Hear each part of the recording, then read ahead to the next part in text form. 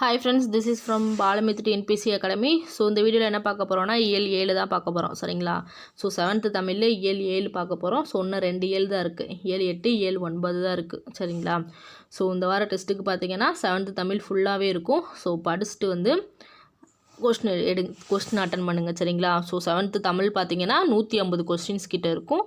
So GK பார்த்தீங்கன்னா வெறும் 50 question தான், சரிங்களா? ஸோ 150 கொஸ்டினுமே தமிழ், மேக்ஸ் 25 கொஸ்டின் இருக்கும். ஸோ மீதி பார்த்திங்கன்னா ஒரு 25 கொஸ்டின் பார்த்திங்கன்னா நம்ம வந்து ஜிகே பார்ப்போம். ஸோ நெக்ஸ்ட் வீக் பார்த்திங்கன்னா ஃபுல்லாமே ஜிகே ஃபுல்லாமே நம்ம வந்து 150 கொஸ்டினுக்கு ஜிகே இருக்கும், தமிழ் கொஞ்சமாக இருக்கும், மேக்ஸ் இருக்கும், சரிங்களா? தமிழ் 25 கொஸ்டின், ஜிகே பார்த்திங்கன்னா 150 கொஸ்டினாக கேட்டுருவோம். ஸோ இப்போ பார்க்கலாமா? ஸோ இயல் 7 பாருங்கள். ஸோ இயல் 7 என்ன கொடுத்துருக்காங்கன்னா நயத்தகு நாகரிகம். ஸோ இந்த ஹெட்டிங்கில் தான் ஃபஸ்ட்டு பார்த்திங்கன்னா விருந்தோம்பல் பற்றி பார்க்கலாம், சரிங்களா? ஸோ விருந்தோம்பல் பார்த்திங்கன்னா யார் எழுதியதுன்னு பார்த்தீங்கன்னா முன்றுரை அரையனார். ஸோ நூல்வெளி பார்த்துட்டு வந்துடலாமா? ஸோ முன்றுரை அரையனார் எதில் இருக்குதுன்னு பார்த்தீங்கன்னா பழமொழி 400, சரிங்களா? பழமொழி 400ன்ற நூலின் ஆசிரியர் யாருன்னு பார்த்தீங்கன்னா முன்றுரை அரையனார். இந்த பழமொழி 400 எதில் இடம்பெறும்னா 14 கீழ்கணக்கு நூல்களில் இடம்பெறும். ஸோ இவர் பார்த்திங்கன்னா கிபி 4ஆம் நூற்றாண்டை சேர்ந்தவர். பழமொழி 400 நூலின் கடவுள் வாழ்த்து பாடல் மூலம் இவர் சமண சமயத்தை சேர்ந்தவர் என அறிய முடிகிறது. இவர் கிபி 4ஆம் நூற்றாண்டை சேர்ந்தவர். முன்றுரை அரையனார் எத்தனாம் நூற்றாண்டை சேர்ந்தவர்? கிபி 4ஆம் நூற்றாண்டை சேர்ந்தவர். பழமொழி நூலின் கடவுள் வாழ்த்து பாடல் மூலம் இவர் சமண சமயத்தை சேர்ந்தவர்ன்றதை அறிய முடியுது. ஸோ பழமொழி 400 பார்த்திங்கன்னா 14 கீழ்கணக்கு நூல்களுள் ஒன்று. இது பார்த்திங்கன்னா 400 பாடல்களை கொண்டதுன்னு சொல்கிறாங்க. ஒவ்வொரு பாடலின் இறுதியிலும் ஒரு பழமொழி இடம்பெற்றிருப்பதால் இது பழமொழி 400ன்ற பெயர் பெற்றிருக்குது. இந்த பாடலில் பார்த்திங்கன்னா எல்லா பாடல்லுமே கடைசியில் ஒரு பழமொழியாக தான் இருக்கும். ஸோ அதனால தான் இதை என்னன்னு சொல்கிறோன்னு பார்த்தீங்கன்னா பழமொழி 400ன்னு சொல்கிறோம். ஸோ அதிலிருந்து தான் ஒரு பாடல் வந்து பார்த்திங்கன்னா இங்கே வந்து தரப்பட்டிருக்கு. ஸோ என்னென்னு பார்க்கலாமா? இங்கே பாருங்கள், மாறி ஒன்று இன்றி வரந்திருந்த காலத்தும் பாரி படமகள் பான்மகற்கு நீர் உலையுள் பொன் திறந்து கொண்டு புகவா நல்கினால் ஒன்றாகும் முன்றிலோ இல். ஸோ ஒன்றாகும் முன்றிலோ இல்லைன்றது தான் இந்த பாடலோட பழமொழி, சரிங்களா? ஸோ இதோட பொருள் என்ன கொடுத்துருக்காங்கன்னு பாருங்கள். மழையின்றி வறட்சி நிலவிய காலத்தில் பாரி மகளிரான அங்கவை சங்கவை பாரி மகளிர்கள் யார்? அங்கவை சங்கவை.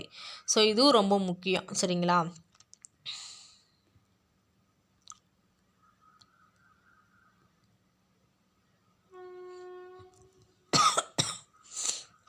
ஸோ பாரி மகளிரான அங்கவை சங்கவை. ஸோ இவங்க பார்த்திங்கன்னா பாணர்கள்ட்ட ஆகியோரிடம் பாணர்கள் வந்து பார்த்திங்கன்னா இறந்து நின்றனர். ஸோ பாரி மகளிர் உளநீரில் பொன்னிட்டு அவர்களுக்கு வந்து கொடுத்துருக்காங்க. ஸோ இறந்துனா அவங்கள்ட்ட யாசகம் கேட்டு சென்றிருக்காங்க. யார்? பாணர்கள்.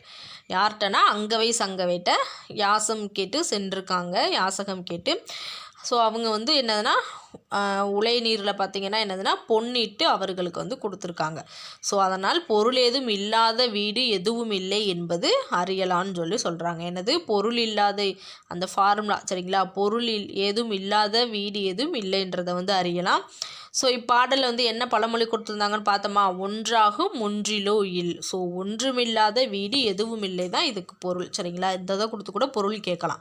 ஒன்றாகும் முன்றிலோ இல்லுக்கு பொருள் என்னன்னா ஒன்றுமில்லாத வீடு எதுவும் இல்லை. ஸோ இங்கே பாருங்கள், பாட்டு பாருங்கள். மாறி ஒன்று இன்றி வரந்திருந்த காலத்தும் மாறினா என்னதுன்னு பார்த்தீங்கன்னா மழை. பாரி படமகள் பான்மகருக்கு நீர் உலையுள் பொன் திறந்து கொண்டு புகவா நல்கினால் ஒன்றாகும் முன்றிலோ இல். ஸோ இதுக்கு என்ன அர்த்தம்னு நம்ம பார்த்தோம், சரிங்களா? என்ன அர்த்தம்னா அந்த பாணர்கள் பார்த்திங்கன்னா பாரி மடமகள். ஸோ பாரி மடமகள்னால் யார்? அங்கவை சங்கவை. ஸோ அவங்கள்ட்ட யாசகம் கேட்டு செல்லும் போது அவங்க வந்து பொன்னும் பொருளும் இட்டு கொடுத்துருக்காங்க. ஸோ பொன்னும் பொருளும் இட்டு கொடுத்துருக்காங்க. ஸோ அதனால தான் அந்த பழமொழி பார்த்திங்கன்னா ஒன்றாகும் முன்றிலோ இல்லைன்னா ஒன்றும் இல்லாத வீடு எதுவும் இல்லைன்னு அர்த்தம், சரிங்களா? ஸோ இதான் அந்த பாட்டுக்குரிய அர்த்தம். ஸோ ரொம்ப ஈஸியாக தான் இருக்கும் சரிங்களா. ஸோ பாட்டு ரொம்ப முக்கியம். பாட்டு வந்து ஃபுல்லாகவே படித்து வச்சுக்கோங்க. பாட்டு ரொம்ப முக்கியம். அடுத்து சொல்லும் பொருளும் பாருங்கள். மாறினா என்னதுன்னா மழை, வறந்திருந்தனா வறண்டிருந்த, படமகள்னா என்னன்னு பார்த்தீங்கன்னா இளமகள். அடுத்து வறந்திருந்தனா வறண்டிருந்தன்னு அர்த்தம். புகவானா உணவாக, நல்கினால்னா கொடுத்தால், முன்றில்னா என்னதுன்னு பார்த்தீங்கன்னா வீட்டின் முன்னிடம், அதாவது முன்றில்னா வீட்டின் முன்னிடம், அதாவது திண்ணையை வந்து குறிக்கும்னு சொல்லி சொல்கிறாங்க சரிங்களா. ஸோ அடுத்து பாருங்கள் புக் பேக். மரம் வளர்த்தால் டேஸ் பெறலாம், மாறி பெறலாம். நீர் உலையில் என்னும் சொல்லை பிரித்து எழுத கிடைப்பது என்னது? நீர் கூட்டல் உலையில்னு வருமா? ஆப்ஷன் சி நோட் பண்ணிக்கோங்க. மாறி கூட்டல் ஒன்று என்பதனை சேர்த்து எழுத கிடைக்கும் சொல் என்னதுன்னு பார்த்தீங்கன்னா மாறியொன்று. என்னது? மாறியொன்று. ஸோ அடுத்த பாடல் பாருங்கள். வயலும் வாழ்வும். உலகில் பல வகையான தொழில்கள் நடைபெறுகின்றன. அவற்றுள் பசி தீர்க்கும் தொழிலாகிய உழவு தொழில் தான் முதன்மையானது. ஸோ நிலத்தை தெரிவு செய்தல், நாற்று பறித்தல், நாற்று நடுதல், நீர் பாய்ச்சல், அறுவடை செய்தல், போரடித்தல், நெல் பெறுதல் ஆகியன உழவு தொழிலின் செயல்பாடுகளாக சொல்கிறாங்க. இவற்றை பற்றி தான் நம்ம வந்து இப்போ பார்க்க போகிறோம் சரிங்களா. ஸோ ஃபஸ்ட்டு நூல்வெளி பார்த்துட்டு வந்துடுவோமா. நாட்டுப்புறங்களில் உழைக்கும் மக்கள் தங்கள் கலைப்புற தெரியாமல் இருப்பதற்காக பாடும் பாடல் தான் என்னதுன்னு பார்த்தீங்கன்னா இந்த நாட்டுப்புற பாடல். இதனை வாய்மொழி இலக்கியம்னு சொல்லுவோம் சரிங்களா. நாட்டுப்புற பாடலை என்னன்னு சொல்லுவோம்? வாய்மொழி இலக்கியம்னு சொல்லுவோம். பல்வேறு தொழில்கள் குறித்த நாட்டுப்புற பாடல்களை மலை அருவி என்னும் நூலில் யார்? கி.வா. ஜெகநாதன் தொகுத்துள்ளார் சரிங்களா. ஸோ மலை அருவின்ற நூலை தொகுத்தவர் யார்? கி.வா. ஜெகநாதன் சரிங்களா. அந்நூலில் உள்ள உழவு தொழில் பற்றிய பாடல் தான் இங்கே வந்து கொடுத்துருக்கதா சொல்லியிருக்காங்க. ஸோ இப்போ பார்க்கலாமா. பாட்டு பாருங்கள். ஓடை எல்லாம் தாண்டி போய் ஏலேலங்கிடி ஏலேலோ, ஒன்னரை குழி நிலமும் பார்த்து ஏலேலங்கிடி ஏலேலோ, சீலை எல்லாம் வரிஞ்சு கட்டி ஏலேலங்கிடி ஏலேலோ, சேத்துக்குள்ளே இறங்குறாங்க. என்னது? ஓடை அதாவது ஓடையெல்லாம் தாண்டி போய் 1.5 குழி நிலமும் பார்த்து, ஸோ சீலையெல்லாம் மறிஞ்சு கட்டிக்கிட்டு சேத்துல இறங்கி வேலை பார்ப்பாங்கள்ல, அதை தான் இந்த பாட்டில் சொல்லியிருக்காங்க. நாத்தெல்லாம் பிடுங்கையிலே நண்டும் சேர்த்து பிடிக்கிறாங்க, ஒரு சாணுக்கு ஒரு நாற்று தான் ஒரே அடி ஒரு அடி, அதாவது ஒரு அடிக்கு நடுவாங்க சரிங்களா.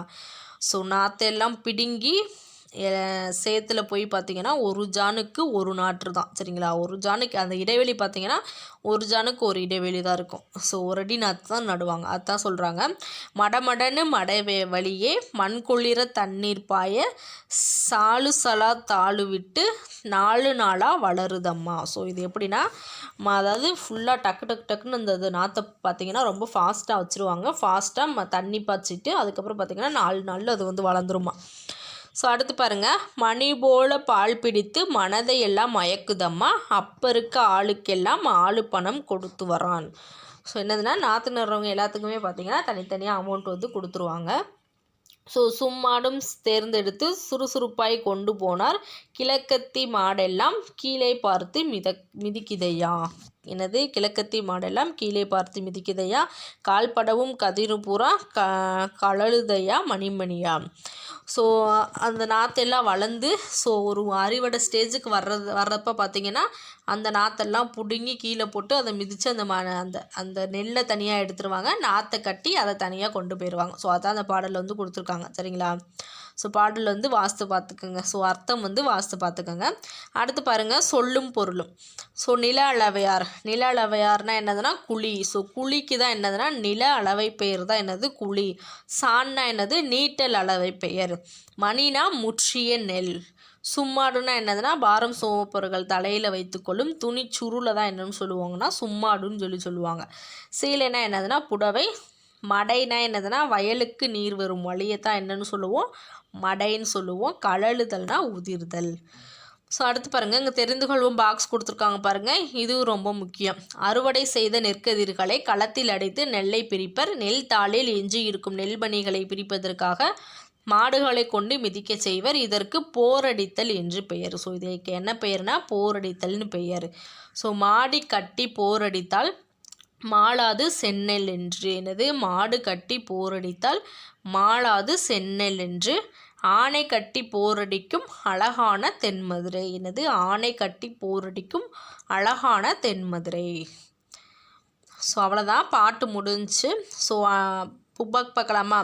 உழவர் சேற்று வயலில் டேஸ் நடுவர். என்னது? பயிர் நடுவர்.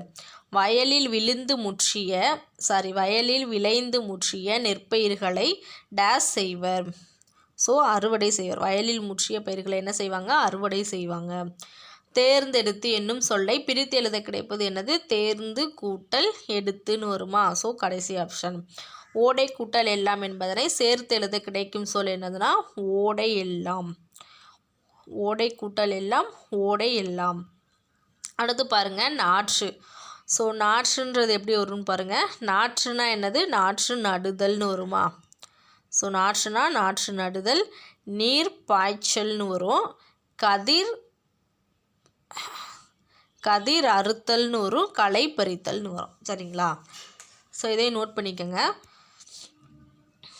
ஸோ அடுத்து பாருங்கள், அடுத்து என்ன கொடுத்துருக்காங்கன்னா, ஸோ உரைநடை கொடுத்துருக்காங்க. உரைநடையில் திக்கெல்லாம் புகழுறும் திருநெல்வேலியை பற்றி கொடுத்துருப்பாங்க. ஸோ தொடக்கத்தில் காடுகளில் வாழ்ந்து வந்த மனிதன் பின்னர் ஊர்களை உருவாக்கி கொண்டு வாழத் தொடங்கினான். சிறிய ஊர்கள் வளர்ச்சியடைந்து நகரங்களாக மாறின. நகரங்களில் பெரும்பாலானவை ஆற்றங்கரையில் அமைந்திருந்தன. ஆற்றங்கரையில் சிறந்து விளங்கும் நகரங்கள் தமிழ்நாட்டில் பல உள்ளன. அவற்றுள் ஒன்றை பற்றி தான் இப்போ பார்க்க போகிறோம். என்னதுன்னா திருநெல்வேலியை பற்றி பார்க்க போகிறோம். ஸோ இந்த இது பார்த்திங்கன்னா சிலபஸில் டைரெக்டாக கவர் ஆகும். ஊரும் பெரும்ன்ற ஹெட்டிங்கில் டைரெக்டாக கவர் ஆகும் திருநெல்வேலி. ஸோ பார்க்கலாமா? ஸோ இது பார்த்திங்கன்னா ஒருத்தருக்கு வந்து எழுதுகிற மாதிரி, லெட்டர் எழுதுகிற மாதிரி வந்து கதை மாதிரி கொடுத்துருப்பாங்க. ஸோ பார்க்கலாமா? அன்பு நண்பன் எழிலனுக்கு வணக்கம். நான் நலம், நீயும் உன் குடும்பத்தினரும் நலமா? சென்ற ஆண்டு வரை நாம் ஒரே பள்ளியில் ஒன்றாக படித்து வந்தோம். இந்த ஆண்டு என் தந்தையின் பணிமாறுதல் காரணமாக எங்கள் சொந்த ஊருக்கு வந்துவிட்டோம். வரும் கோடை விடுமுறையில் எங்கள் ஊராகிய திருநெல்வேலிக்கு நீ வர வேண்டும் என்று உன்னை அன்புடன் அழைக்கிறேன். திருநெல்வேலி தமிழகத்தின் பழமையான நகரங்களில் ஒன்று. பழந்தமிழகத்தை சேர சோழ பாண்டியர் என்னும் மூவேந்தர் ஆண்டு வந்தனர் என்பது நமக்கு தெரியும். அவர்களுள் பாண்டியர்களின் தலைநகரமாக, ஸோ இந்த பாயிண்ட் ரொம்ப முக்கியம், பாண்டியர்களின் தலைநகரமாக எது இருக்குதுன்னா மதுரை. அவர்களது இரண்டாம் தலைநகரமாக என்ன இருக்குதுன்னா திருநெல்வேலி. ஸோ பாண்டியர்களின் தலைநகரம் மதுரை, இரண்டாம் தலைநகரம் திருநெல்வேலி. ஸோ இந்நகரை சுற்றி நெல் வயல்கள் வேலி போல் அமைந்திருந்ததால் திருநெல்வேலி என பெயர் பெற்றது. ஸோ திருநெல்வேலிக்கு எப்படி பேர் வந்துச்சுன்னா, அந்த நகரை சுற்றி நெல்கள் வந்து வயல் போல இருக்கும். ஸோ அதனால் பார்த்திங்கன்னா இதை திருநெல்வேலின்னு சொல்லி சொல்கிறோம். தற்போது நெல்லை என்று மருவி வழங்கப்படுகிறது. ஸோ திருநெல்வேலியை பேர் மாற்றிட்டாங்க. என்னதுன்னா நெல்லை. ஸோ திக்கெல்லாம் புகழுறும் திருநெல்வேலி என்று திருஞான சம்பந்தரும். ஸோ இந்த பாடல் வரி ரொம்ப முக்கியம். திக்கெல்லாம் புகழுறும் திருநெல்வேலி என்று திருஞான சம்பந்தரும், தன் பொருணை புனல் நாடு என்று சேக்கிலாரும் திருநெல்வேலியின் சிறப்பை வந்து போற்றி கூறுறாங்க. ஸோ தெரிந்து கொள்வோம். பாக்ஸ் பாருங்கள். முற்காலத்தில் திருநெல்வேலிக்கு வேணுவனம் என்னும் பெயரும் இருந்துள்ளது. மூங்கில் காடு என்பது அதன் பொருளாகும். ஸோ மூங்கில்ன்றது பார்த்திங்கன்னா நெல் மிகுதியாக விளைந்தமையால் அப்பகுதிக்கு திருநெல்வேலி என்னும் பெயர் பெற்றிருக்கலாம் என வந்து சொல்கிறாங்க. சரிங்களா? மூங்கில் காடு என்பது அதன் பொருளாகும். வேணுவனம்னா என்னது? மூங்கில் காடு. ஸோ மூங்கில் நெல் பகுதியாக விளைந்தமையால் அப்பகுதிக்கு நெல்வேலி என பெயர் பெற்றிருக்கலாம். அடுத்து பாருங்கள், திருநெல்வேலி மாவட்டம் மலைவளம் மிகுந்த பகுதியாகும். இப்பகுதியின் சிறப்பு மிக்க மலையாகிய பொதிகை மலை இலக்கியங்களில் வந்து பாராட்டப்பட்டுள்ளது. ஸோ இந்த பாடல் வரிகள் ரொம்ப முக்கியம். பொதியிலாயினும் இமயமலையாயினும் பதியெழு அறியா பழங்குடி என்னும் இளங்கோவடிகள் பொதிய மலைக்கு முதலிடம் கொடுத்து பாடுகின்றனர். ஸோ இந்த பாடலை பாடியவர் யாருன்னா இளங்கோவடிகள். இலக்கியங்களில் திரிகூடமலை என வழங்கப்படும் குற்றாலமலை புகழ்பெற்ற சுற்றுலா இடமாக வந்து கருதப்படுது. ஸோ திரிகூடமலை பார்த்திங்கன்னா குற்றாலமலையோட புகழ்பெற்ற சுற்றுலாவாக திகழ்கிறது. ஸோ வானரங்கள் கனி கொடுத்து மந்தியோடு கொஞ்சும், மந்தி சிந்து கனிகளுக்கு வானுக்கவிகள் கெஞ்சும். இந்த பாட்டை ஆல்ரெடி பார்த்துருப்போம். இது பார்த்திங்கன்னா குற்றால மலை வளத்தை திரிகூட ராசப்ப கவிராயர் தம் குற்றால குறவஞ்சி என்னும் நூலில் வந்து குறிப்பிட்டிருக்காரு. ஸோ இந்த பாட்டு ரொம்ப முக்கியம். அதை எழுதியவர் யார், அது எந்த நூலில் இடம்பெற்றிருக்கிறது ரொம்ப ரொம்ப முக்கியம். திருநெல்வேலி பகுதியை வளம் செழிக்க செய்யும் ஆறு தான் என்னன்னு பார்த்தீங்கன்னா தாமிரபரணி. ஸோ என்னது? திருநெல்வேலியை வளம் செய்ய என்னது? தாமிரபரணி. இதனை தன் பொருணை நதி நதி என்றும் முன்னர் அழைத்தனர். என்னது? தன்பொருணை. தாமிரபரணிக்கு இன்னொரு பேர் தன்பொருணை நதி. ஸோ அடுத்து பச்சையாறு, மணிமுத்தாறு, சிற்றாறு, காரையாறு, சேர்வலாறு, கடனா நதி என்று பல கிளை ஆறுகளாக பிரிந்து பல மாவட்டங்களுக்கு இது சேருதுன்னு சொல்லி சொல்கிறாங்க. ஸோ தாமிரபரணியோட கிளை ஆறுகள் என்னன்னு கேட்கலாம், இதையும் நோட் பண்ணிக்கோங்க. திருநெல்வேலி மாவட்ட பொருளாதாரத்தில் முதன்மையான பங்கு வகிப்பது என்னன்னு பார்த்தீங்கன்னா உழவு தொழில். தாமிரபரணி ஆற்றின் மூலம் இங்கு உழவு தொழில் பார்த்தீங்கன்னா நடைபெறுது. இங்கு குளத்து பாசனமும் கிணற்று பாசனமும் கூட பயன்பாட்டில் இருக்கிறதா சொல்லியிருக்காங்க. இரு பருவங்களில் நெல் பயிரிடப்படுதான். ஸோ மானாவாரி பயிர்களாக சிறுதானியங்கள், எண்ணெய் வித்துக்கள், காய்கனிகள், பருத்தி, பயறு வகைகள் போன்றவையும் பயிரிடப்படதா சொல்லியிருக்காங்க. அடுத்து பாருங்க, ராதாபுரம், நாங்குநேரி, அம்பாசமுத்திரம், தென்காசி போன்ற பகுதிகளில் பெருமளவில் இந்த வாழை பயிரிடப்படுதான். இங்கு விளையும் வாழை தார்கள் பார்த்திங்கன்னா தமிழ்நாடு மட்டுமன்றி கர்நாடகா, கேரளா போன்ற பிற மாநிலங்களுக்கும் அனுப்பப்படுதான். ஸோ நெல்லிக்காய் உற்பத்தியில் தமிழகத்தில் நெல்லை மாவட்டமே முதலிடம். ஸோ நெல்லிக்காய் உற்பத்தியில் தமிழகத்தில் முதல் மாவட்டம் எதுன்னு பார்த்தீங்கன்னா இந்த நெல்லை மாவட்டம். கடலோர மற்றும் உள்நாட்டு மீன்பிடி தொழிலும் இம்மாவட்டம் சிறப்பாக இயங்குதுன்னு சொல்கிறாங்க. ஸோ ஒரு பாக்ஸ் கொடுத்துருக்காங்க பாருங்கள். திருநெல்வேலிக்கு அருகில் உள்ள ஆதிச்சநல்லூர் என்னுமிடத்தில் நிகழ்த்தப்பட்ட அகழ்வாய்வில் இறந்தவர்களின் உடல்களை புதைக்க பழந்தமிழ் பயன்படுத்தின முதுமக்கள் தாழிகள் கண்டுபிடிச்சிருக்காங்க. எங்கே? திருநெல்வேலிக்கு பக்கத்தில் உள்ள ஆதிச்சநல்லூரில் முதுமக்கள் தாழிகள் கண்டுபிடிக்கப்பட்டிருக்குது. ஸோ நாகரிக சிறப்புக்கும் சான்றாக விளங்கும் தொல்பொருள்கள் இங்கு கிடைத்துள்ளன. இவ்வூர் பார்த்திங்கன்னா தற்போது தூத்துக்குடி மாவட்டத்தில் உள்ளன. சரிங்களா? ஸோ இவ்வூர் பார்த்திங்கன்னா தற்போது எங்கே இருக்குன்னா தூத்துக்குடி மாவட்டத்தில் உள்ளன. ஸோ அடுத்து பாருங்கள், தாமிர கடலோடு கலக்கும் இடத்தில் கொர்க்கை என்னும் துறைமுகம் இருந்திருக்குது. ஸோ இங்கு முத்துக்கொளித்தல் சிறப்பாக நடைபெற்றதாக தமிழ் இலக்கியங்கள் கூறுகின்றன. கொர்க்கையில் விளைந்த பாண்டி நாட்டு முத்து உலக புகழ் பெற்றதாக விளங்கியிருக்குது. ஸோ அந்த பாடல் பாருங்கள், முத்துப்படு பரப்பில் கொர்க்கை முன்றுரை. ஸோ இது எதில் இருக்குன்னா நற்றிணையில் இருக்குது. ரொம்ப முக்கியம். கொர்க்கையில் பெருந்துரை முத்து. ஸோ இது எதில் இருக்குதுன்னு பார்த்தீங்கன்னா அகநானூரில் இருக்குது. ஸோ இதுவும் ரொம்ப ரொம்ப முக்கியம். சரிங்களா? ஸோ என்று சங்க இலக்கியங்கள் கொர்க்கையின் முத்துக்களை கூறுகின்றன. கிரேக்க, உரோமபுரி நாடுகளை சேர்ந்தவர்களான யவனர்கள் இந்த முத்துக்களை விரும்பி வாங்கியதாக சொல்கிறாங்க. ஸோ இந்த முத்துக்களை விரும்பி வாங்கியவர்கள் யாருன்னு கொஸ்டின் கேட்கலாம். அடுத்து பாருங்கள், பொருணை எனப்படும் தாமிரபரணி ஆற்றின் கரையில் அமைந்துள்ள நெல்லை மாநகரின் அமைப்பு சிறப்பானது. நகரின் நடுவே நெல்லையப்பர் திருக்கோவில் அமைந்துள்ளது. கோவிலை சுற்றி 4 பக்கங்களிலும் மாட வீதிகள் அமைந்துள்ளன. அவற்றை சுற்றி தேரோடும் வீதிகள் அழகுற அமைந்துள்ளன. இங்கு திங்கள் தோறும் திருவிழா நடைபெறும் என்பதை திங்கள் நாள் விழா மல்கு திருநெல் வேலியுரை செல்வர் தாமே என்னும் திருஞான சம்பந்தர் பாடலடிகள் பாடல் மூலம் நம்ம அறியலான்னு சொல்கிறாங்க. ஸோ இது ரொம்ப முக்கியம். இந்த பாட்டை பாடியவர் யாருன்னு கேட்கலாம். நெல்லை மாநகரில் உள்ள தெருக்கள் பல அதன் பழமைக்கு சான்றாக உள்ளன. காவற்புரை தெரு என்று ஒரு தெரு உள்ளது. ஸோ காவற்புரை என்றால் சிறைச்சாலையின் பேர். அரசரால் தண்டிக்கப்பட்டவர்கள் இங்கு சிறை வைக்கப்பட்டதால் இப்பெயர் ஏற்பட்டதுன்னு சொல்கிறாங்க. ஸோ இந்த நோட் பண்ணிக்கோங்க. காவற்புரைக்கு என்ன பேருன்னு கேட்கலாம், சிறைச்சாலை. அடுத்து பாருங்கள், மேல வீதியை அடுத்து கூளைக்கடை தெரு உள்ளது. மேல வீதியை அடுத்து என்ன இருக்குது? கூளைக்கடை தெரு உள்ளது. கூலம் என்பது தானியத்தை குறிக்கும். கூலம்னா என்னது? தானியத்தை குறிக்கும். கூளைக்கடை தெருவுனா மருவி கூளைக்கடை தெருவு, அதாவது கூளைக்கடை தெருவு என்பதே மருவி கூளைக்கடை தெருவுன்னு சொல்லி ஆகியிருக்கு. ஸோ கூலம்னா என்னது? தானியம். ஸோ தானியத்தை அந்த தெருவில் கடை வச்சுருப்பாங்க, தானிய கடை வச்சுருப்பாங்க. ஸோ அதனால் பார்த்திங்கன்னா அது கூளைக்கடை தெருவுன்னு சொல்லி அழைக்கிறாங்க. சரிங்களா? ஸோ அடுத்து பாருங்கள், அக்கசாலை. அக்கசாலை என்பது அணிகலன்களும் பொற்காசுகளும் உருவாக்கும் இடம். ஸோ இதையும் நோட் பண்ணிக்கோங்க, ரொம்ப முக்கியம். அக்கசாலை என்பது அணிகலன்களும் பொற்காசுகளும் உருவாக்கும் இடத்துக்கு பேர் தான் அக்கசாலை. முற்காலத்தில் பொன் நாணயங்கள் உருவாக்கும் பணியாளர்கள் வாழ்ந்த பகுதி தான் என்னது? அக்கசாலை.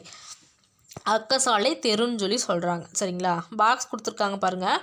தாமிரபரணி ஆற்றின் மேற்கு கரையில் திருநெல்வேலியும் கிழக்கு கரையில் பாலங்கோட்டையும் அமைந்துள்ளது. இவ்விரு நகரங்களும் இரட்டை நகரங்கள்னு சொல்லி சொல்கிறாங்க. என்னது? திருநெல்வேலியும் பாளையங்கோட்டையும் இரட்டை நகரங்கள்னு சொல்லி சொல்கிறாங்க. பாளையங்கோட்டையில் அதிக அளவில் கல்வி நிலையங்கள் இருப்பதால் தென்னிந்தியாவின் ஆக்ஸ்போர்ட்னு சொல்லி இதை சொல்கிறாங்க. சரிங்களா? தென்னிந்தியாவின் ஆக்ஸ்போர்ட் என அழைக்கப்படும் நகரம் எதுன்னு பார்த்தீங்கன்னா பாளையங்கோட்டை.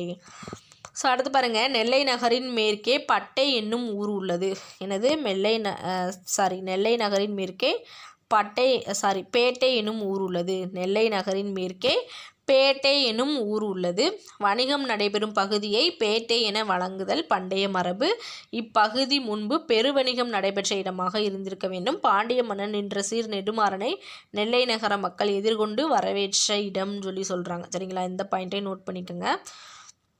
ஸோ அவன் தேவியாக மங்கையர்க்கரசியை மகளிர் எதிர்கொண்டு வரவேற்ற இடம் தான் என்னன்னு பார்த்தீங்கன்னா திருமங்கை நகர் என்று வழங்கப்படுகிறதுன்னு சொல்கிறாங்க.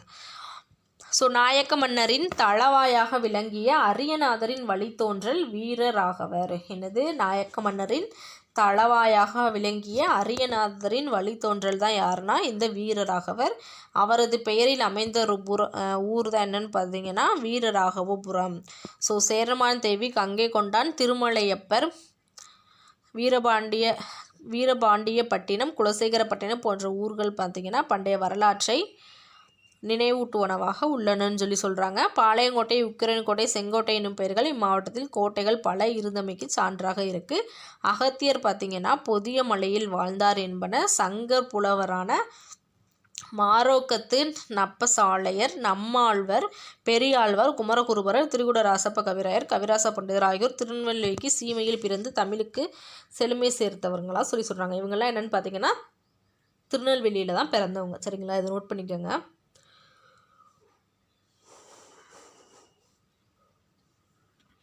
அடுத்து பாருங்கள், அயல்நாட்டு அறிஞர்களான ஜியு போப், கால்டுவெல், வீரமாமுனிவர் போன்றோரையும் தமிழன் பால் ஈர்த்த பெருமை எதுக்குரியதுன்னா இந்த திருநெல்வேலிக்கு தான் உரியதுன்னு சொல்கிறாங்க.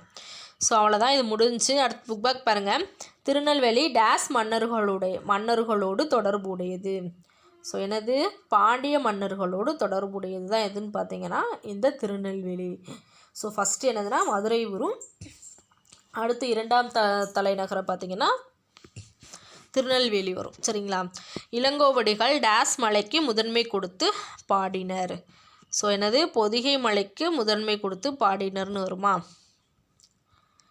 சரிங்க, பார்த்துருவோம்.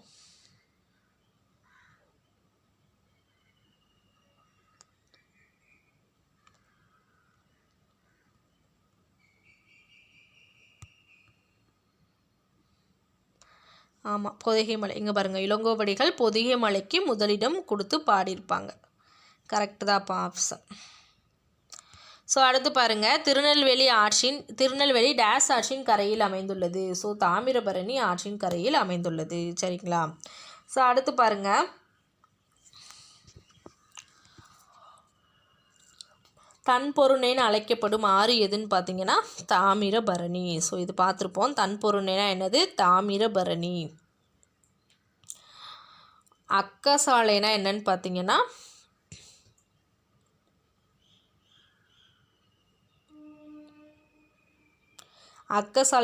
பார்த்தீங்கன்னா பொன் நாணயங்கள் உருவாக்கும் இடத்துக்கு பேர் தான் அக்கசாலைன்னு சொல்லுவோம்.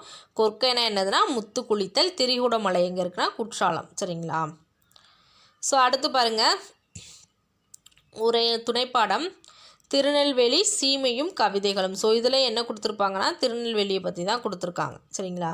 ஸோ திருநெல்வேலி சீமையும் கவிகளும். ஸோ இதில் பார்த்திங்கன்னா ஃபஸ்ட்டு என்ன பார்க்க போகிறோன்றதை புரிஞ்சுக்கோங்க. சரிங்களா.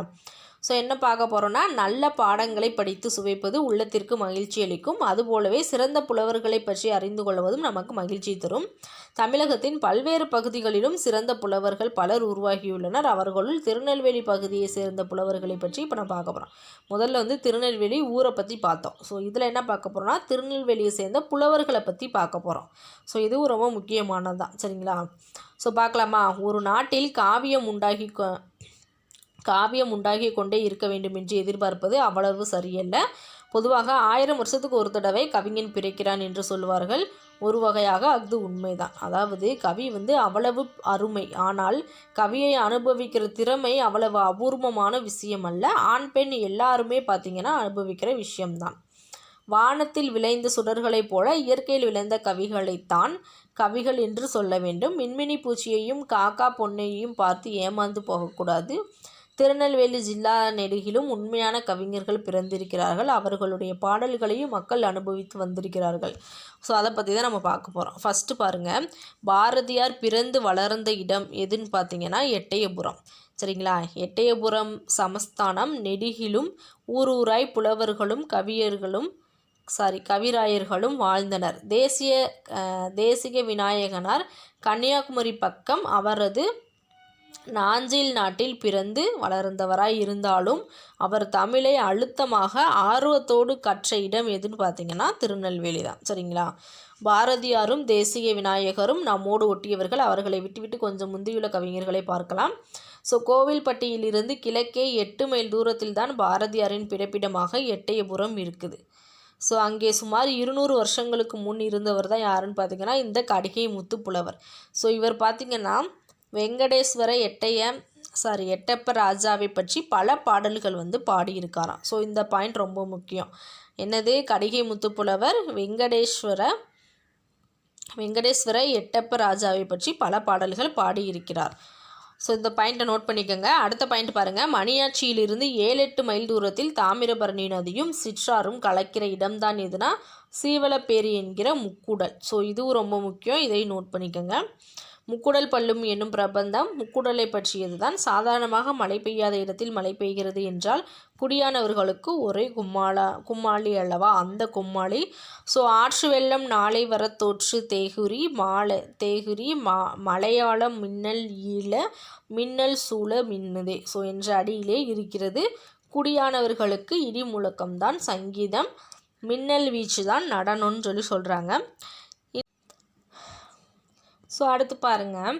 சுமார் 300 வருஷங்களுக்கு முன் மதுரை பக்கத்திலிருந்து பலப்பட்டடை சொக்கநாத புலவர் வந்து பார்த்திங்கன்னா நெல்லைக்கு வந்திருக்காரு. ஸோ நெல்லையப்பர் கோவிலில் எழுந்தருளியுள்ள காந்திமதி தாயை வந்து இவர் வந்து தரிசிச்சிருக்காரு. ரொம்ப உரிமை பாராட்டி சுவாமியிடம் சிபாரிசு செய்ய வேண்டும் என்று முரண்டு இருக்கிறார். சரிங்களா. ஸோ திருநெல்வேலியிலிருந்து திருச்செந்தூருக்கு போகிற மார்க்கத்திலே 18வது மைலில் ஆற்று கடற்கரையில் தான் என்னது சீவைகுண்டன்றது இருக்குது. ஸோ இதை நோட் பண்ணிக்கோங்க. பிள்ளை பெருமாள் சீவைகுண்டத்து பெருமாளை பற்றி பாடியுள்ளார். ஸோ பிள்ளை பெருமாள் எதை பற்றி பாடியிருக்காரு? சீவைகுண்டத்து பெருமாளை பற்றி பாடியிருக்காரு. ஆற்றுக்கு தென்கரையில் நம்மாழ்வார் அவதார ஸ்தலமான ஆழ்வார் திருநகரி இருக்கிறது. ஸோ ஆற்றுக்கு தென்கரையில் பார்த்திங்கன்னா நம்மால் அவதார ஸ்தலமான ஆழ்வார் திருநகர் இருக்கிறது.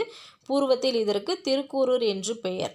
சரிங்களா. நம்மாழ்வார் தமது ஈடுபாட்டை 1000 தமிழ் பாட்டில் திருவாய்மொழியில் வந்து வெளியிட்டிருக்கார். ஸோ இது ரொம்ப முக்கியம். இது தமிழுக்கு கிடைத்த யோகம்னு சொல்லி சொல்கிறாங்க. இனி மோட்டார் வண்டியை ஒரு முக்கியமான ஊருக்கு விட வேண்டும் சொல்லி சொல்கிறாங்க. எங்கன்னா கொர்க்கை என்ற ஊர் தான் பார்த்திங்கன்னா சரிங்களா. கொர்க்கை என்கிற சிறு ஊர் தான் அது. அதன் புகழோ அபாரம். ஸோ சுமார் 2000 வருஷத்துக்கு முன்னிருந்த ஒரு பெருங்கவிஞர் பார்த்திங்கன்னா முத்தொள்ளாயிரம் ஆசிரியர். யார்? பல தேசங்களிலுமிருந்து வர்த்தகர்கள் வந்து முத்து வியாபாரம் செய்வதை அவர் வந்து பார்த்துருக்காரு. மேற்கே ரோமாபுரி கிரேக்க தேசம் முதல் கிழக்கே சைனா வரையும் கொர்க்கையிலிருந்து முத்து போய் கொண்டிருந்தது. சரிங்களா. எங்கெங்கன்னா மேற்கே ரோமாபுரி கிரேக்க தேசம் முதல் கிழக்கே சைனா வரையும் கொர்க்கையிலிருந்தே முத்து போய் கொண்டிருந்ததுன்னு சொல்லி சொல்கிறாங்க. ஸோ அடுத்து பாருங்கள். திருச்செந்தூருக்கு சுவாமி தரிசனம் செய்ய போக வேண்டியது தான் சொல்லி சொல்கிறாங்க. அடுத்து பார்த்திங்கன்னா திருச்செந்தூருக்கு போகிறாங்க. ஸோ காயல்பட்டினத்தில் கொஞ்சம் இறங்கி விட்டு போகலான்னு சொல்லி சொல்கிறாங்க. காயல்பட்டினத்தில் 250 வருஷத்துக்கு முன் என்னதுன்னா சீதக்காதின்ற ஒருத்தர் வந்து பார்த்திங்கன்னா வணிகர் இருந்தார். ஸோ அவருடைய கப்பல்கள் பார்த்திங்கன்னா பல தேசங்களும் சென்று வர்த்தகத்தின் மூலமாக மிகுந்த திரவியத்தை வந்து சம்பாதித்து வந்தனதான் சொல்லி சொல்கிறாங்க. ஸோ இதனால் முக்கியமான பாயிண்ட்ஸ் இல்லை. தமிழ் புலவர்களுக்கு பெருங்கொடை கொடுத்து வந்தார். ஸோ அவர் இறந்தபோது புலவர்கள் இதயத்தில் இடிதான் விழுந்தது. ஸோ நமச்சிவாய புலவர் என்பார் என்ன ஆற்றமையோடு அலறுகின்றார் பாருங்கள். பூமாது இருந்தென் புவிமாது இருந்தென் இப்பூதலத்தில் நாமாது இருந்தென்ன நாமும் இருந்தென்ன நாவலருக்கு கோமான் அழகமரன் மால் சீத காதி கொடைக்கரத்து சீமான் இறந்திட்ட போதே புலமையும் செத்ததுவே. ஸோ இந்த பாட்டை பாடியது யார்? நமச்சிவாயர். சரிங்களா. ஸோ ரொம்ப முக்கியம், நோட் பண்ணிக்கோங்க. ஸோ அடுத்து பாருங்கள். இனி போக வேண்டியது எங்கன்னு பார்த்தீங்கன்னா அடுத்து எங்கே போகிறாங்கன்னு பாருங்கள். செந்தூருக்கு, சரிங்களா, திருச்செந்தூருக்கு, சரிங்களா. இனி போக வேண்டியது எங்கே? திருச்செந்தூருக்கு. ஸோ திருப்புகழ் பாடிய அருணகிரிநாதர் வந்து நந்தவனங்களை பார்த்து அனுபவித்தார். ஏரி நீர் நந்தவனங்களில் கட்டி கிடப்பதால் சேல் மீன்கள் துள்ளி குதிக்கவும் பூஞ்செடி கொடிகளையே அழிக்கவும் தலைப்பட்டன என்று பாடியுள்ளார், சரிங்களா. ஸோ அடுத்து பாருங்கள், சமுத்திரத்தை முட்டியாகிவிட்டது, மோட்டார் வண்டியை திருப்பி நேரே கழுகுமலைக்கு போவோம். ஸோ அடுத்து எங்கே போகிறாங்கன்னா கழுகுமலைக்கு. இக்காலத்தில் பாடுகிற காவடி பாட்டெல்லாம் கழுகுமலை முருகன் மேல்தான். இக்காவடி சிந்தை பாடியவர் யாருன்னு பார்த்தீங்கன்னா அண்ணாமலை. ஸோ என்னது? காவடி சிந்தை பாடியவர் அண்ணாமலையார். ஸோ காவடி பாட்டை கேட்க வேண்டுமானால் பம்பை மேளம் ஆட்டம் எல்லாவற்றோடும் கேட்டால்தான் ரசமும் சக்தியும் தெரியும். இங்கிருந்து என்னதுன்னா சங்கரன் கோவில் 12 மைல். ஸோ பெரிய சிவஸ்தலம் அம்பாள் கோமதி தாய். ஸோ அதில் என்ன இருக்காங்கன்னா அம்பாள் கோமதி தாய் இருக்காங்க. ஸோ கோமதி தாயை பற்றி உண்மையான பக்தியும் தமிழ் பண்பும் வாய்ந்த ஒரு பாடல். அதை பாடியவர் திருநெல்வேலி அழகிய சொக்கநாதர். ஸோ என்னது? கோமதி தாயை பாடியவர் யாருன்னு பார்த்தீங்கன்னா திருநெல்வேலி அழகிய சொக்கநாதர். ஸோ வாடாய் என அழைத்து வாழ்வித்தால் அம்மா உனை கூடாதென்றார் தடுப்பார் கோமதி தாய் ஈஸ்வரியே. ஸோ இந்த பாடலை பாடியவர் யார்? அழகிய சொக்கநாதர். ஸோ இது ரொம்ப முக்கியம். பக்தியானது தமிழுக்குள்ளே வளைந்து வளைந்து ஓடுவது அழகாக இருக்கிறது. சங்கரன் கோயிலுக்கு வடக்கே 8 மைலில் முக்கியமான ஸ்தலம் கருவேநல்லூர், சரிங்களா. அதாவது சங்கரன் கோயிலுக்கு வடக்கே 8 மைலில் முக்கியமான ஸ்தலம் எதுனா கருவேநல்லூர். ஸோ இதற்கு கருவளம் வந்த நல்லூர் என்று பெயர். கோயிலும் சுற்று வீதிகளும் அழகாய் அமைந்திருக்கின்றன. இத்திருத்தலத்தின் சிறப்பில் தோய்ந்த புலவர் ஒருவர் திருக்கருவை வெண்பா அந்தாதி, பதிற்றுப்பத்து அந்தாதி, கலித்துறை அந்தாதி என்ற 3 நூல்களை வந்து பாடியிருக்கார், சரிங்களா. ஸோ 3 நூலும் ரொம்ப முக்கியம், நோட் பண்ணிக்கோங்க. ஸோ அவற்றில் அநேக பாடல்கள் பக்தியும் செயல் நயமும் நிறைந்தது. பாட பாட நாவுக்கு இனிமை தந்ததாக சொல்லியிருக்காங்க. இனி குற்றாலத்துக்கு நேராக போக வேண்டும். ஸோ கவி இல்லாமலே மனசை கவரக்கூடிய இடம்தான் என்னன்னு பார்த்தீங்கன்னா குற்றாலம். கோயில், அருவி, சோலை, பொதிந்த மலை, தென்றல் எல்லாம் சேர்ந்து அமைந்திருப்பதை பார்த்தால் உலகத்திலேயே இந்த மாதிரி ஒரு இடம் இல்லைன்னு சொல்லலாமா. சுமார் 1300 வருஷங்களுக்கு முன்னால் திருஞான சம்பந்தர் நுண்துளி தூங்கும் குற்றாலம் என்று பாடியுள்ளார். நுண்துளி தூங்கும் குற்றாலம். ஸோ மாணிக்க வாசகர் எப்படி பாடியிருக்காங்கன்னு பாருங்கள். உற்றாரை யான் வேண்டேன் ஊர் வேண்டேன் போர் வேண்டேன் கற்றாரை யான் வேண்டேன் கற்பனவும் இனி அமையும் குற்றால துறைகின்ற கூத்தா உன் குறை கலர்க்கே கற்றாவின் மனம் போல கசிந்துருக வேண்டுவனே. ஸோ இந்த பாட்டை பாடியவர் யாருன்னா மாணிக்க வாசகர். ஸோ இதில் பார்த்தீங்கன்னா நிறைய பாடல் வரியும் அதை பாடியவர்களும் கொடுத்துருப்பாங்க, ரொம்ப முக்கியம். ஸோ இந்த பாடல் பாடியவரும் பார்த்தீங்கன்னா கண்டிப்பாக படித்து தான் ஆகணும், வேறு வழி கிடையாது. ஸோ அடுத்து பாருங்கள், பிற்காலத்தில் எழுந்த தமிழ் இலக்கியங்களில் முக்கியமானது எதுன்னு பார்த்தீங்கன்னா குற்றால குறவஞ்சி. அது உண்மையான தமிழ் பண்பும் கவி பண்பும் வாய்ந்தது. 250 வருஷங்களுக்கு முன் குற்றாலத்துக்கு கிழக்கே 2 மைலில் உள்ள மேலகரத்தில் வாழ்ந்து வந்த திரிகூட ராசப்ப கவிராயர் பாடிய நூல், சரிங்களா. தமிழ் கவியின் உல்லாச விளையாட்டு இன்னது என்று தெரிவதற்கு இதிலே ஒரு சிறு பாடலை பார்க்கலாம். ஸோ குறி சொல்லுகின்ற பெண் குற்றால மலையின் பெருமையை கொளிக்கிறாள். ஸோ இந்த பாட்டில் பாடியவர் யார்? திரிகூட ராசப்ப கவிராயர், சரிங்களா. திரிகூட ராசப்ப கவிராயர்.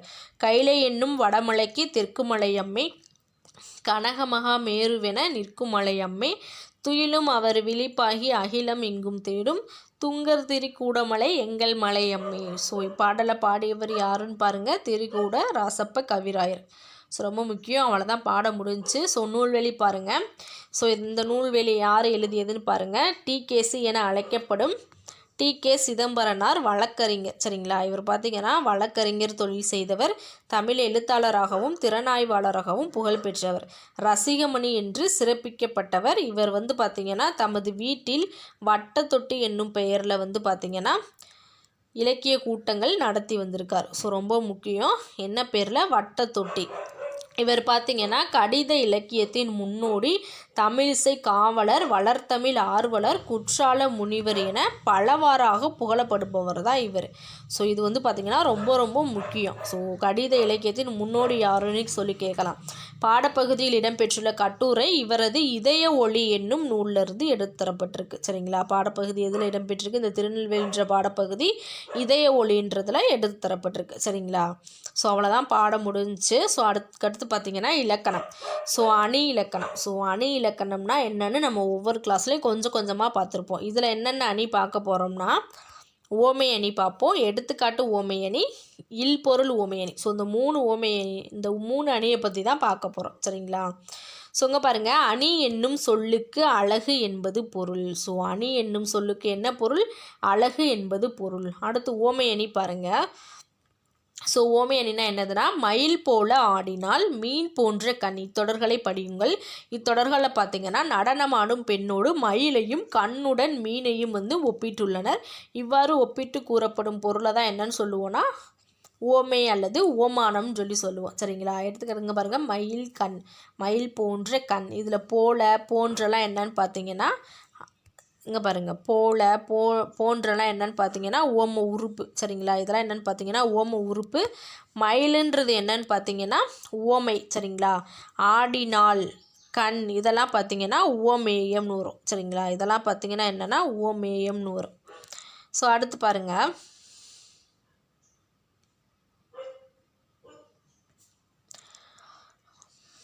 எக்ஸாம்பிளுக்கு இங்கே பாருங்கள், ஒரு பாட்டு கொடுத்துருக்காங்க பாருங்கள். அகழ்வாரை தாங்கும் நிலம் போல தம்மை இகழ்வார் பொறுத்தல் தலை. ஸோ இதில் பார்த்தீங்கன்னா நிலம் போலன்றது என்னதுன்னா உவம உருபு. ஸோ பூமி தன்னை தோண்டுபவரையும் பொறுத்து கொள்வது போல் நாம் பார்த்திங்கன்னா நம்ம இகழ்ந்து பேசுபவரையும் பொறுத்து கொள்ளுதல் வேண்டுன்றது தான் இக்குறளோட பொருள். சரிங்களா? ஸோ பூமி தோண்டுபவரை பொறுத்து கொள்ளுதல் என்பது என்னதுன்னு பார்த்தீங்கன்னா உவமை.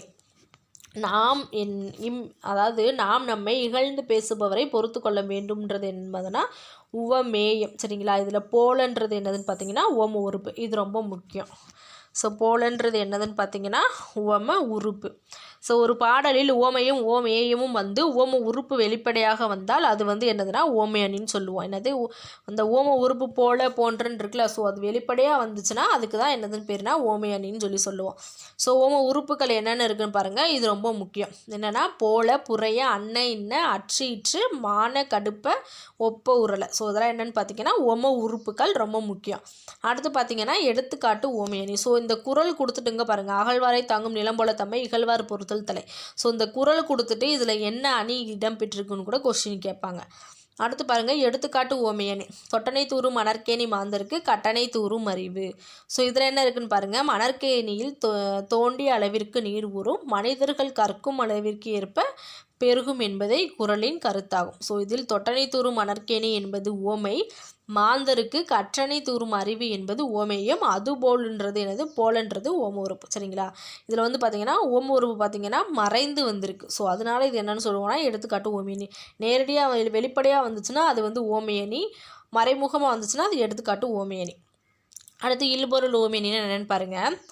மாலை வெயிலில் மலைத்தூறல் பொன்மலை பொழிந்தது போல் தோன்றியது, களைக்கொம்பு முளைக்க குதிரை போல பாய்ந்து வந்தது. இத்தொடரில் பாருங்கள், பொன்மலை பொழிந்தது போல், கொம்பு முளைத்த குதிரை போல்.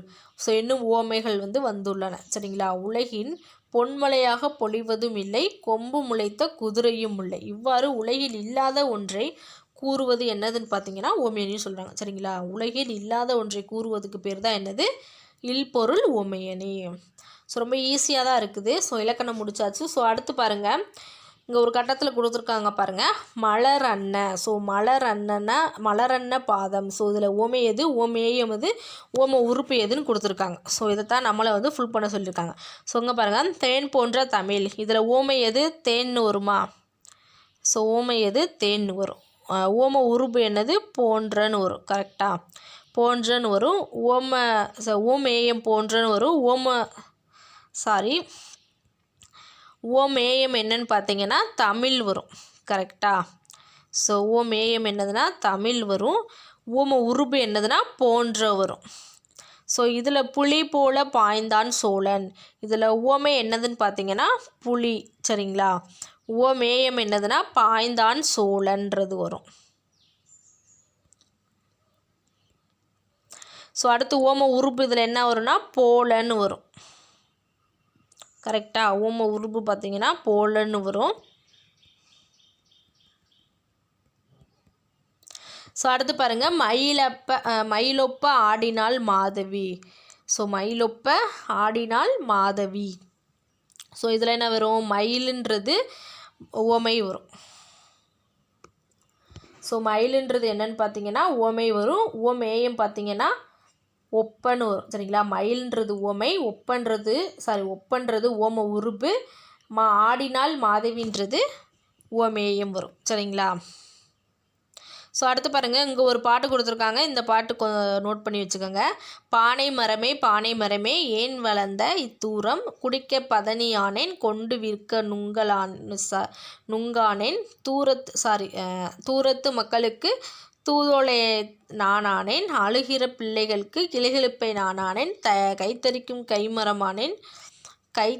கயிறுமானேன், கன்று கட்ட தும்புமானேன். ஸோ இது எந்த இதில் பாட்டில் இடம்பெற்றிருக்கு, எந்த நூலில் இடம்பெற்றிருக்குன்னா நாட்டுப்புற பாடல். சரிங்களா? ஸோ இதை நோட் பண்ணிக்கோங்க. ஸோ அடுத்து பாருங்கள், ரொம்ப முக்கியமானது. சரிங்களா? ஸோ இதை நோட் பண்ணிக்கோங்க, ரொம்ப முக்கியம். பின்னலாடை நகரம். ஸோ பின்னலாடை நகரம்னா என்னதுன்னா திருப்பூர் வரும். சரிங்களா? மலைகளின் அரசி எதுனா ஊட்டி. சரிங்களா? மலைகளின் அரசினா ஊட்டி, மலைகளின் இளவரசினா கொடைக்கானல் வரும். தமிழகத்தின் தலைநகரம் எதுன்னு பார்த்தீங்கன்னா சென்னை. நெற்களஞ்சியம்னா எது? தஞ்சாவூர். அடுத்து பாருங்கள், மலைக்கோட்டை நகரம் எதுன்னு பார்த்தீங்கன்னா திருச்சி. ஏழைகளின் ஊட்டி எதுன்னு பார்த்தீங்கன்னா ஏற்காடு. மாங்கனி திருவிழானா எதுன்னு பார்த்தீங்கன்னா காரைக்கால். ஸோ மாங்கனி திருவிழா எங்கே நடக்கும்னு பார்த்தீங்கன்னா காரைக்கால். மஞ்சள் நகரம்னா ஈரோடு. ஸோ இது ரொம்ப முக்கியம், நோட் பண்ணி வச்சுக்கோங்க. பூட்டு நகரம்னா எதுன்னு பார்த்தீங்கன்னா திண்டுக்கல். தேர் அழகு நகரம்னா எதுன்னு பார்த்தீங்கன்னா தேர் அழகு நகரம் என்ன வரும்?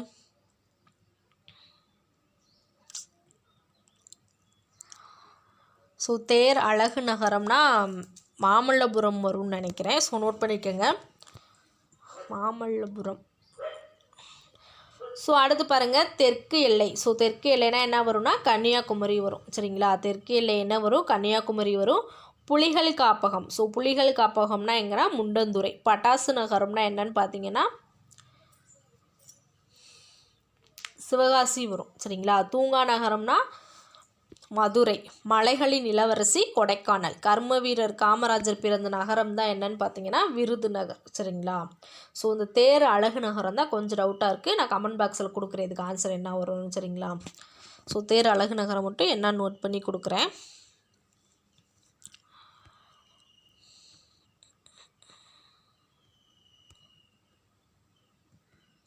ஸோ அடுத்து இதெல்லாம் தேவையில்லை. அடுத்து கலைச்சொல் அறிவும் பாருங்கள். நாகரிகம்னா என்னதுன்னா சிவிலைசேஷன். சரிங்களா? நாகரிகம்னா என்னது? சிவிலைசேஷன். நாட்டுப்புறவியல்னா என்னதுன்னா ஃபோக்லோர். சரிங்களா? நாட்டுப்புறவியல்னா என்னது? ஃபோக்லோர். அறுவடைனா என்னது? ஹார்வெஸ்ட். அறுவடைனா இங்கிலீஷில் ஹார்வெஸ்ட். நீர்ப்பாசனம்னா என்னதுன்னா இரிகேஷன். இரிகேஷன். அயல் நாட்டினர்னா என்னதுன்னா ஃபாரினர். வேளாண்மைனா என்னதுன்னு பார்த்தீங்கன்னா அக்ரிகல்ச்சர். கவிஞர்னா என்னதுன்னு பார்த்தீங்கன்னா பொயட். நெற்பயிர்னா படி. ஸோ பயிரிடுதல்னா என்னதுன்னு பார்த்தீங்கன்னா கல்டிவேஷன். உளவியல்னா என்னதுன்னு பார்த்தீங்கன்னா அக்ரோனோமி. சரிங்களா? உளவியல்னா என்னது? அக்ரோனோமி. பயிரிடுதல்னா கல்டிவேஷன். உளவியல்னா என்னது? அக்ரோனோமி. ஸோ அவ்வளோதான். இதோட பார்த்தீங்கன்னா இயல் 7 முடிஞ்சு. இந்த மீதி நம்ம 2 தான் கம்ப்ளீட் பண்ணணும். இயல் 8, 9 அதுவும் பார்த்தீங்கன்னா இன்றைக்குள்ள வீடியோ வந்துடும். சரிங்களா? ஸோ நம்ம இந்த வார டெஸ்ட்டுக்கு என்ன கொடுத்துருக்கோம்? 7th தமிழ் ஃபுல்லாகவே கொடுத்துருக்கோம். ஸோ 7th தமிழ் பார்த்திங்கன்னா 150 கொஸ்டின்ஸ் வரும். மேக்ஸ் பார்த்திங்கன்னா 25 கொஸ்டின்ஸ் வரும். ஸோ அதுவே நமக்கு 175 கொஸ்டின்ஸ் வந்துருச்சு. மீதி 25 கொஸ்டின்ஸில் அந்த ஐஎன்எம் ஒரு லெசன் முடிச்சிருப்போம், மாநில அரசு முடிச்சிருப்போம். ஸோ இந்த 2லேருந்தும் பார்த்திங்கன்னா 25 கொஸ்டின்ஸ் வரும். மீதி இருக்க ஜிகே லெசன்ஸ் எல்லாமே நம்ம நெக்ஸ்ட் வீக் கம்ப்ளீட் பண்ணுவோம். சரிங்களா? ஸோ இந்த வீடியோ பிடிச்சிருந்தால் லைக் பண்ணுங்கள், மறக்காமல் நம்ம சேனலை சப்ஸ்கிரைப் பண்ணுங்கள். நெக்ஸ்ட் வீடியோவில் பார்க்கலாம். இது உங்கள் பாலமித்ரா TNPSC அகாடமி.